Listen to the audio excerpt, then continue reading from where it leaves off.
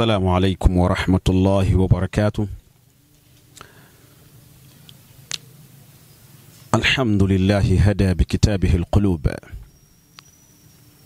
الحمد لله هدى بكتابه القلوب فأنزله في أوجز لفظ وأعجز أسلوب، فأعيا بلاغته البلغاء وحكمت فصاحته الفصحاء، وأذهلت روعته الخطباء وأسكتت حكمته الحكماء، فهو الحجة البالغة والدلالة الدامغة والنعمة الباقية والعصمة الواقية، وحبل الله المتين والصراط المستقيم وذكر الله الحكيم. أشهد أن لا إله إلا الله خصنا بخير كتاب أنزل، وأكرمنا بخير النبي أرسل، وأتم علينا بأن جعل لنا الإسلام دينا شرعا، وجعلنا بالإسلام خير أمة أخرجت للناس، نأمر بالمعروف وننهى عن المنكر ونؤمن بالله. وأشهد أن سيدنا ونبينا محمد صلى الله عليه وسلم سيد البرايا، خير الأستاذ الذي عرفه العالم، وخير معلم الذي كتب عنه التاريخ، وأفضل مخلوق الله الذي شهدته ملائكة السماء، سيد وحبيب أبا القاسم الطاهر النقي، سيد العابدين والناسكين، خير البرايا، سيد البشرية وخير البرية. خير الأستاذ الذي عرفه العالم، وأفضل مخلوق الله الذي شهدته ملائكة السماء، سيد وحبيب أبا القاسم الطاهر النقي، سيد العابدين والناسكين، محمد أحمد الماحي الحاشر العاقب الذي لا نبي بعده، صلى الله عليه سرمدا من يومنا هذا إلى يوم الميثاق والمعاد. ثم صلى الله على الآل والأصحاب، وخاصة الأربع، وعلى أهل البدر والأحد وأصحاب الشجرة رضي الله عنهم وأرضاهم اجمعين. ومن ثم أما بعد، أيها المباركون حياكم الله جميعا. أخي الحبيب المحبوب، بادئ كل ذي بدء، مرحبا بكم في هذه اللقاء المبارك وفي هذه الساعة الفضفاضة، ومعنا قصة شريفة المبارك، حادثة الإسراء والعروج. لقد عدنا في هذا العود، والعود جميل، ولقد عدنا والعود أحمد. Waheshimiwa wasikilizaji wetu, hatimaye leo tuko nanyi katika kipindi hichi mujarabu mubashara, kipindi kuntu, tukizungumzia tukio kubwa, kisa kizuri kitamu ambacho ni muwafaka kwa masiku tulionayo, na wengi mmekisikia, mmekisoma, mmekifuatilia, mnakijua. Lakini leo tutakuja kwa tariqatun lam tasbiq sam'uha, bitariqatin lam tasbiq alaykum bisam', kwa njia ambayo wengi hatujapata kuisikia, lakini ni katika kufikisha tu yale ambayo yanajiri ndani ya kisa hichi kizuri. Kisa chenyewe si kingine bali ni kisa maarufu fi London wal Qahira, al-Isra wal-Uruj, wa maarufu amamakum al-Isra wal-Mi'raj. Tuko katika mwezi wa Rajab, mwezi muwafaka kwa kisa cha Isra na Mi'raj, kisa ambacho kimetokea karine kadhaa, takriban miaka 1443 ama 44 iliyopita, karne 14, na bado kinaonekana ni kibichi kizuri kama ambavyo wengi tumekuwa tukifuatilia. Hamu na ladha ya kukisikia haishi. Na kwa sababu tuko ndani ya Rajabu, Mtume sallallahu alayhi wa alihi wasallam ametufundisha kwamba tukiwa ndani ya Rajabu tusisahau kuomba dua ifuatayo: Allahumma barik lana fi Rajab wa Sha'ban wa ballighna Ramadan. Ewe Mwenyezi Mungu, tunakuomba utubariki ndani ya mwezi huu mtukufu wa Rajab, na baraka hizo pia utubariki ndani ya Sha'ban, na ndani ya baraka zote za Rajab na Shaabani tuingie nazo ndani ya Ramadhan. Allahumma amin thumma amin. Waheshimiwa wasikilizaji kutoka katika kona zote za dunia, sasa nakukaribisheni moja kwa moja mubasharatan ila qissatay al-Isra wal-Uruj. Marhaban bikum min jadid. Tuende moja kwa moja kwenye kisa, na kisa hichi tutakipata katika sura 3 zifuatazo. Qissa sanukhrijuha min kitab thumma min as-sunnah wa akhiran sayakunu fikum wa alaykum al-muqaddima al-basita. Kisa kitakuwa na makundi matatu. Kwanza tutakitoa kwenye kitabu cha Mwenyezi Mungu, na kadhalika tutakitoa katika mafundisho ya mtume wetu Muhammad sallallahu alayhi wa alihi wasallam. Lakini kabla hatujafikia hayo mawili, tutaanza na utangulizi. Tutaanza na utangulizi ambao utachukua dakika kadhaa kukuweka tayari msikilizaji uweze kufuatilia kwa umakini, usipitwe baada ya utangulizi huu. Kisa madhkuru fi kitabi wa sunna. Kisa hichi maarufu ambacho laha dajiji fil alam, kina kelele na fujo na vurugu duniani. Kila mmoja anajaribu kukitafutia mapungufu, hasa wale wapinzani, ili waonekane kwamba jambo hili halikutokea ama halikutuka. Lakini Qur'ani itaendelea kulisema na kulithibitisha bituruqatin adida wa shatta, kwa njia nyingi na njia mbalimbali. Leo tutaanza kwa utangulizi kupitia aya ya kwanza ambayo al-wahid al-yatima tudhkaru fiha al-Isra, thumma bu'ida daqiqat sanantaqilu ila suratin akhar allati fiha dhukra al-Uruj am al-Mi'raj. Sura ya kwanza tukaanza nayo itatutajia kisa kimoja cha kwanza, kile cha kutembea usiku. Akhalafu sura nyingine tutakwenda kukipata kisa katika ule mtindo wa kwenda juu, sasa kutoka ardhini kwenda juu. Na sura ambayo itatuanzishia ni surat Bani Israil. Sura hii ni sura ya 17 katika mpangilio wa Qur'an, na ni sura maarufu, sura ambayo ina urefu wa kutosha, ina aya 111. Sura hii ina majina matatu. Jina la kwanza linaitwa surat al-Isra, jina la pili linaitwa surat Bani Israil, na jina la tatu ambalo si maarufu sana linaitwa surat Subhana. Kwa nini Bani Israil? Kwa nini al-Isra? Kwa nini Subhana? Tutayaona katika kisa kinavyotiririka huko mbele insha Allah. Lakini kwa kuanzia tu ni kwamba al-Isra, kwa sababu aya ya kwanza inatuzungumzia tukio la al-Isra, tukio la mtume sallallahu alayhi wa alihi wasallam kusafirishwa na Mwenyezi Mungu usiku kutoka msikiti mtukufu kwenda msikiti wa mbali Baitul Muqaddas Jerusalem. Lakini kisa pia, sura pia inaitwa Banu Israili kwa sababu inazungumzia matukio mengi sana ya taifa hili la Banu Israili na wa Israili kwa ujumla wao. Lakini suratu Subhana ni kwa sababu imeanza aya kwa tamko hilo Subhana, na baadhi ya sura nyingi zimepata majina kupitia matamko yale ya kwanza kama vile Taha, Yasin na kadha wa kadha, zinapata jina kupitia aya ya kwanza. Ndugu zangu wasikilizaji watukufu wa kipindi hichi na ambao mko tayari kusikiza kisa hichi kwa muda huu, sasa moja kwa moja tuangalie sura hii ambayo inatuanzishia kisa hichi kitukufu cha al-Isra wal-Uruj. Kwanza, kwa nini kisa tukizungumze na kwa nini kila mwaka kizungumzwe? Al-qaida taqul, kanuni inatuambia hivi: idha safara rajul ila Europa mathalan am ila Asia am ila Afrika al-ba'ida am ila awtan akhar fi hadhihi al-alam, mtu yoyote duniani huwa akisafiri akienda mbali, kwa maana kwa mfano akatoka Afrika akaenda Ulaya, akaenda Asia, akaenda baadhi ya nchi za Afrika, akaenda Amerika ya Kusini ama Amerika hii ya United States, ama popote katika dunia mtu akisafiri huwa akirudi anakuwa na hamu ya kuzungumza aliyoyaona kule. Lakini pia watu waliobaki huwa wanapata hamu ya kusikiliza aliyoyaona kule. Fakaifa liman tajawaza bisab'i tibaqa.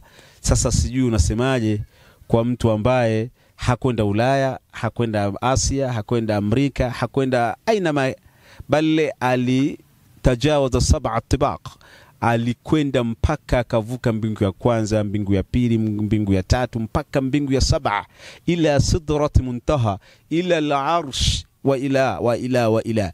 Kwa hiyo huyu story yake ina ladha zaidi kuliko mtu aliyekwenda Ulaya, mtu aliyekwenda Amerika, mtu aliyekwenda Asia, Hindu mathalan, ama China, au mtu aliyekwenda Nigeria, ama aliyekwenda South Africa. Story ya huyu inakuwa na ladha zaidi, inanoga zaidi, na watu tunahamnayo kuisikia zaidi. Ndiyo maana miraran wa tikrara ma qana'na bisimai hadhihi alhaditha. Miaka yote na mara zote watu hatujatosheka kukisikiliza kisa hichi kizuri cha al-Isra wal-Uruj. Amamakum maarufu bi al-Isra wal-Mi'raj. Tunaanza na sura ya 17. Sura hii ina aya 111. Mfano wake wa sura hii ndani ya Qur'ani ni suratu Yusuf, ambayo nayo ina aya 111.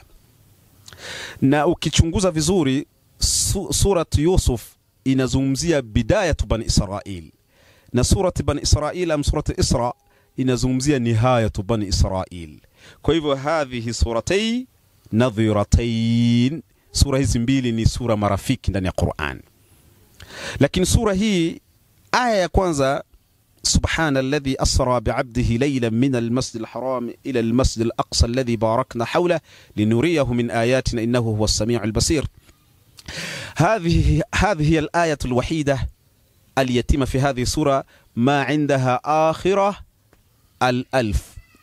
Ndio aya pekee katika sura nzima hii aya ambayo haina alifu mwisho. Zingine zote 110 zilizobakia zina alifu mwisho. Kila aya iliyofuatia huko mbele mpaka ya mwisho ina alifu. Hii aya pekee yake ndio haina alifu. Hizi nazo ni habari ambazo tutazungumza siku nyingine, kwa nini hii haina alif na zingine zina alif. Lakini sura tunafsaha, sura yenyewe tunaizungumza, sabiqat muhuffat bitasbih wa tahmid. Sura hii ambayo inazungumzia kisa kitukufu kizuri imezungukwa na mambo mawili muhimu, at-tasbih wa tahmid. Sura imezungukwa na tasbihi na tahmid, kwa maana ya subhana na alhamdulillah. Subhana na alhamdulillah ndio sura imezungukwa na namna hii. Kabla ya sura hii ndio inaanza, Mungu anasema tabaraka ismuhu al-majid, yaqulu alladhi 'ala al-'arsh ata amru Allah fala tasta'jiluhu subhanahu wa ta'ala amma yushrikun. Subhanahu wa ta'ala amma yushrikun. Kwa hiyo aya ya kwanza katika sura Nahl imeanza kwa neno subhana limo ndani yake.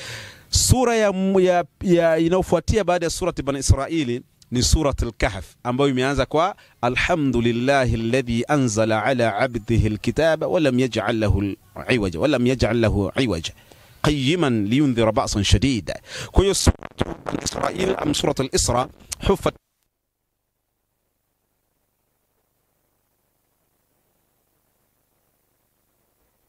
yenyewe kama sura Bani Israil, nayo huffati bitasbihi wa tahmid. Sura nayo imezungukwa kwa tahmid na tasbih. Sura inaanza subhana alladhi asra bi'abdihi laylan ila akhir al-aya, wa khutimat hadhihi sura wa qul alhamdulillahi alladhi lam yattakhidh waladan wa lam yakul lahu sharikun fil mulk wa lam yakul lahu waliyyun min adh-dhulli wa kabbiruhu takbira. Kwa hiyo sura nafsaha huffat bitasbihi wa tahmid. Sura nayo imezungukwa kwa tasbihi na tahmid. Tutayaona kwa nini tunayazungumza haya. Lakini kabla ya sura, mwisho kabisa, subiqat bil ma'iyya. Sura imetanguliwa na al-ma'iyya. inna Allaha ma'a alladhina taqaw walladhina hum muhsinun. Akhir min surati an-Nahl. Surati an-Nahl mwisho wake ambao ukimaliza hapo ndio unaingia Bani Israil, imemaliza kwa aya inayosema inna Allaha ma'a alladhina taqaw walladhina hum muhsinun. لماذا يا ترى ويا مرحبا إخوة الإيمان والعقيدة أخي الحبيب المحبوب؟ kwa nini? Ni kwamba أعلى الماعية المصاحبة أم الصحبة، وأعلى الصحبة إتيان إليه.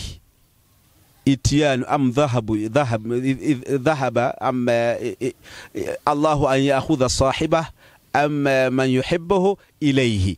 Siku zote urafiki mzuri au umoja mzuri, maia, umoja ule mzuri ni mtu kuwa rafiki yako. Yani mtu mnaweza kuwa watu wamoja au mko wengi 10, 20, 30, lakini mtu atakayekuwa karibu zaidi na wewe ni yule atakayekuwa rafiki yako. Wote mko pamoja lakini aliko karibu zaidi ni rafiki.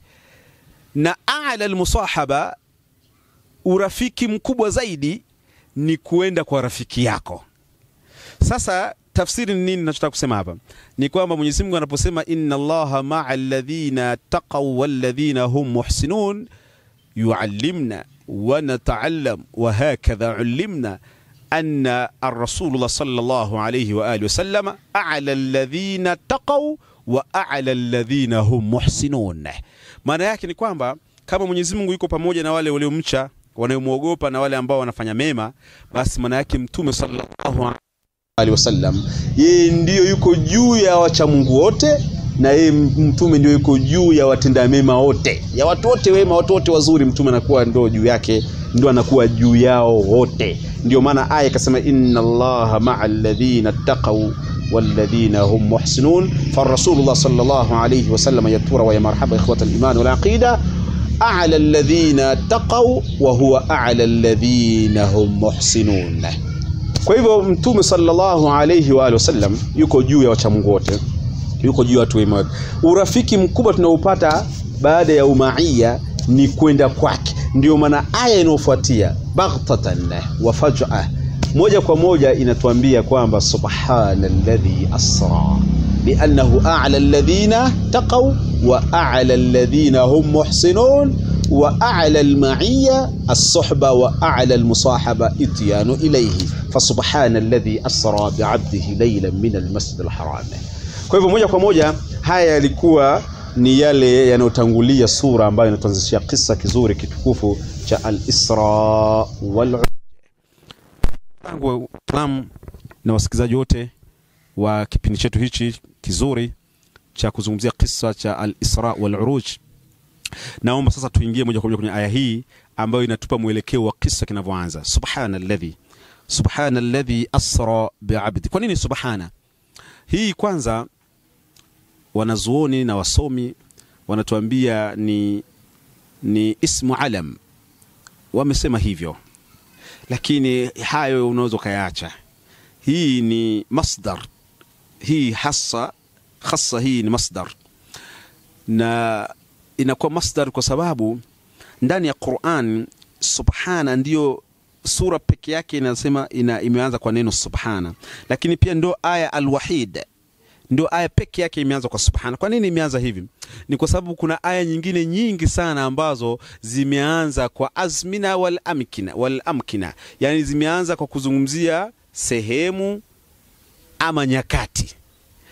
Kwa mfano kuna aya inasema sabbaha lillahi ma fi samawati, kuna aya inasema yusabbihu lillahi ma fi samawati, kuna aya inasema sabbih isma rabbikal a'la. Kwa hiyo Mwenyezi Mungu kuna aya imekuja kwa kitendo kilichopita, kuna aya imekuja kwa kitendo cha sasa na kinachoendelea, na kuna aya imekuja ikiamrisha kwamba sabihiwe. Lakini sasa je, wanapokosekana watu waliomsabihi Mwenyezi Mungu, na wanapokosekana watu ambao wanamsabihi sasa hivi, na wanapokosekana wa kuamrisha kumsabihi Mwenyezi Mungu, nini kinaendelea duniani? Ni kwamba Mwenyezi Mungu tabaraka ismuhul majid fa huwa subhana qabla al-khalq wa ba'da al-khalq wa qabla al-wujud shay'an wa ba'da nihayat kulli shay'in. Idhan in lam yakun hunaka man yusabbih wa man la yusabbih fa huwa subhana. Tafsiri yake ni kwamba Mwenyezi Mungu ni anatukuka, utukufu wake ni kabla hajaumba chochote na hata baada ya kuumba vyote. Kabla hakijapatikana chochote na hata baada ya kuisha vyote. Wapatikane wanaomsabihi Mungu, wasipatikane wanaomsabihi, yeye ni subhanallah, manne huwa subhana, yani yeye ni mtukufu tu, yani wapatikane wasipatikane hata endelea kwa mtukufu. Ndio maana aya imeanza kwa subhanalladhi asra bi'abdihi laylan min al-masjid al-haram ila al-masjid al-aqsa. Na kwa ufupi sana ni kwamba katika sura hii, surat Bani Israil am surat al-Isra, ndio sura al-wahid, ndio sura pekee yake taaddadat at-tasbiha wala adri wala a'lam anna hunaka suratan tudaniha fi kathrat at-tasbih. Hakuna sura ndani ya Qur'ani ambayo ina neno subhana kwa wingi kama sura hii. Kwa nini hivyo? Kwa sababu huko kuna subhanallah amma yaqulun yusabbihu bihamdi walakin la tafqahuna tasbiha, na aya zingine ambazo zinazungumzia tasbih. Tafsiri yake ni kwamba la'alla hadhihi isharatan ila annahu sayunqal ila alim, kwamba bila shaka Mtume Muhammad sallallahu alayhi wa alihi wasallam sasa anahamishwa kutoka kwenye ulimwengu wa kawaida, anapelekwa kwenye ulimwengu wa tasbihi. Kana hadhihi isharatan lana ala annahu sayunqal min hadhihi alalam ila alam at-tasbih. Sura imebeba tasbihi nyingi ikitukumbusha kwamba mtume sasa anachukuliwa kutoka kwenye ulimwengu wa kawaida, anapelekwa kwenye ulimwengu wa tasbih. Subhanalladhi asra bi'abdihi laylan min al-masjid al-haram. Kwa hiyo sasa tunaingia kwenye kipengele cha pili ambacho sasa kinazungumzia al-Isra moja kwa moja. Hii safari ya Mtume Muhammad sallallahu alayhi wa sallam ilifanyika usiku. Na ilipofanyika usiku, kuna aya mbele inatuonyesha kwamba usiku gani ulifanyika. Maana ni usiku, sawa, inakubalika kwamba al-Isra hazi kalima tutlaqu liman yamshi fil layl. Al-Isra ni neno ambalo linatumika kwa mtu anayetembea usiku. Subhanalladhi asra.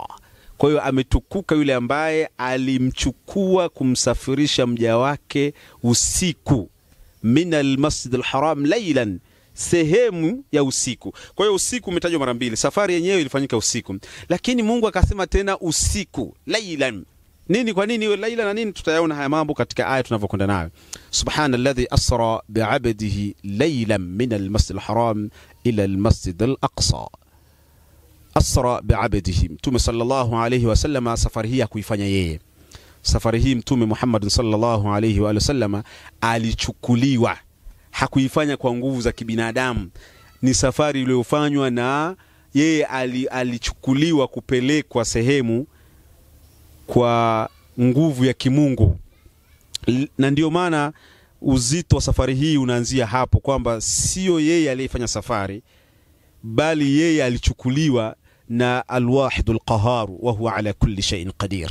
Kwa hiyo yanayozungumzwa hapa ni mepesi sana kwa mtu ambaye, ama kwa Mwenyezi Mungu ambaye ndio alisimamia safari hii kumchukua mja wake Muhammad sallallahu alaihi wasallam, kumpeleka kutoka msikiti wa Maka mpaka kumpeleka msikiti wa Jerusalem. Kwa nini tunayazungumza haya? Kwa sababu kuna watu bado wanakuwa na mashaka kwamba hii safari ama ilikuwa ndoto ama ni mambo ya ustura wa ukuzuba, yani kwa maana ni mambo ya ujanja, mambo kutafuta kiki, au ni vitu vya hadithi fulani tu za watu wakaona walete porojo.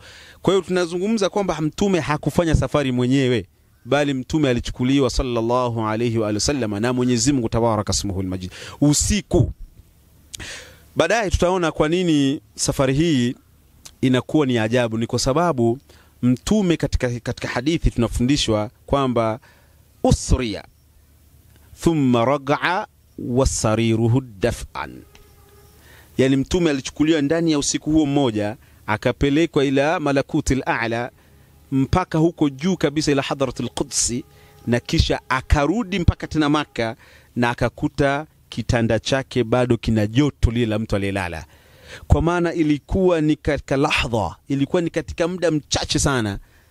Na hapo ndipo unapokuja kwamba kuwa ni muujiza ama kuwa ni albayina, alaya, burhan wa sultan. Inakuja kuwa ni vitu ambavyo sasa challenge kwamba kana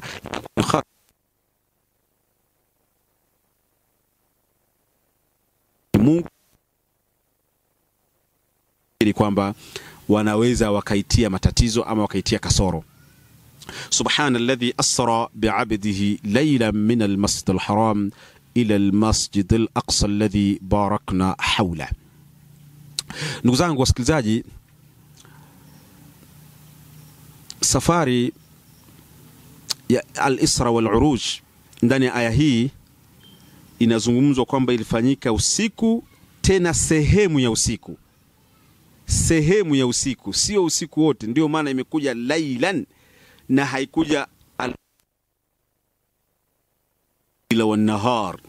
Ingekuja kwa al-layl ama ingebakia al-isra, maana yake ilikuwa ni safari iliyofanyika usiku bila muda maalum. Kwa maana inawezekana ilianza saa 2 mpaka saa 12 alfajiri, ama ilianza saa 3 usiku mpaka saa 8 usiku.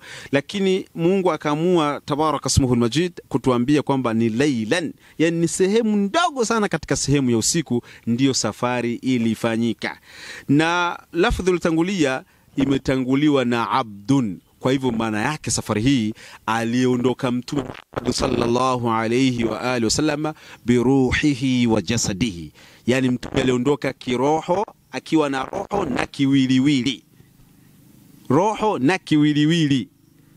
Kwa sababu ingekuwa sio hivyo, maana yake ingekuwa haina umuhimu wote. Kama ingekuwa ni ndoto, ingekuwa haina haja ya kuzungumzwa, kwa sababu ndoto kila mtu anaota.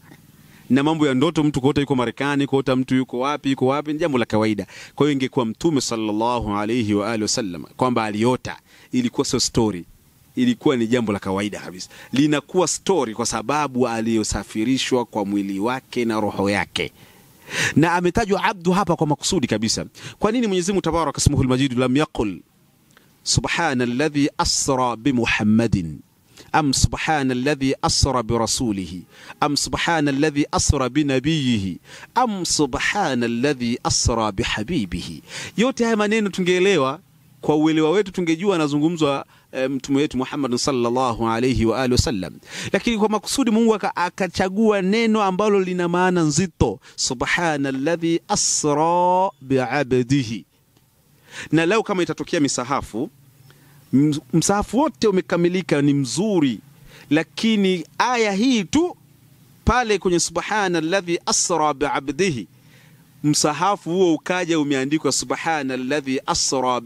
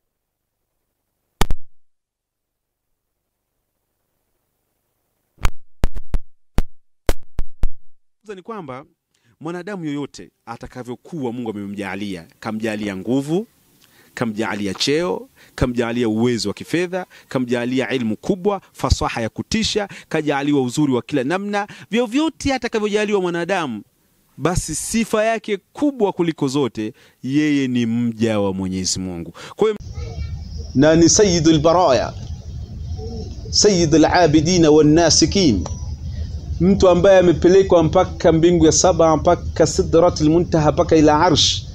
Pamoja na kufika kote huko, lam yazal ma zala wama zala annahu innahu abdun lillah. Hakuacha kuwa cheo chake kikubwa ni mja wa Mwenyezi Mungu. Na ndio maana sifa hiyo umesufia mitume wengi. Mwenyezi Mungu amemtaja Nuh akasema innahu kana abdan shakura.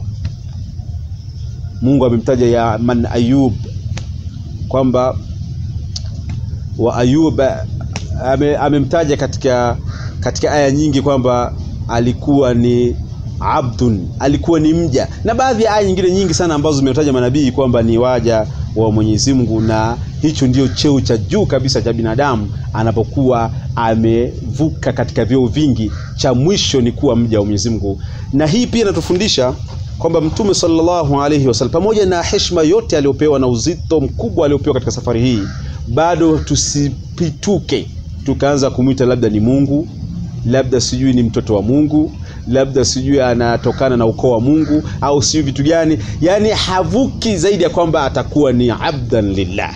Kwa hiyo hii aya imekuja kwa makusudi kwamba subhanalladhi asra bi'abdihi laylan min al-masjid al-haram ila al-masjid al-aqsa alladhi barakna hawla linuriyahu min ayatina innahu huwas samiul basir. Mheshimiwa, huu ni utangulizi, kisa chenyewe hatujakigusa. Tunatangulizia aya ambayo ndiyo inazungumzia kisa cha al-Isra.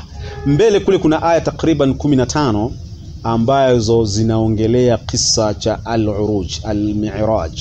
Kwa hiyo leo tumeanza na aya ambayo inazungumzia kisa cha al-Isra wal-Uruj, amcha al-Isra, kisa cha chini kwanza kabla hatujaingia kile ambacho ni cha kupanda kwenda juu. Na ndugu zangu Waislamu na wasikilizaji wote na waheshimiwa wote ambao tunafuatilia kipindi hichi na kisa hichi katika TV yetu hii, ni kwamba kisa hichi kimezungumzwa katika vitabu vingi. Kitabu maarufu ambacho tunajifunza kisa hichi kwa watu wengi wa Afrika Mashariki, na nafikiri watu wengi waliosoma zamani, tunajifunza kisa hichi kwenye kitabu kinaitwa Hashia. Hashia ni kitabu ambacho kimetungwa na kuletwa kwetu na wanazuoni wakubwa wawili, akiwemo al-Imam al-Arif Abul Barakat Sayyid Ahmad al-Dardir, akishirikiana na mwenzie al-Allama al-Hammam Barakat al-Anab Najmuddin al-Ghait. Hawa wamekitunga kitabu hichi kinaitwa Hashia.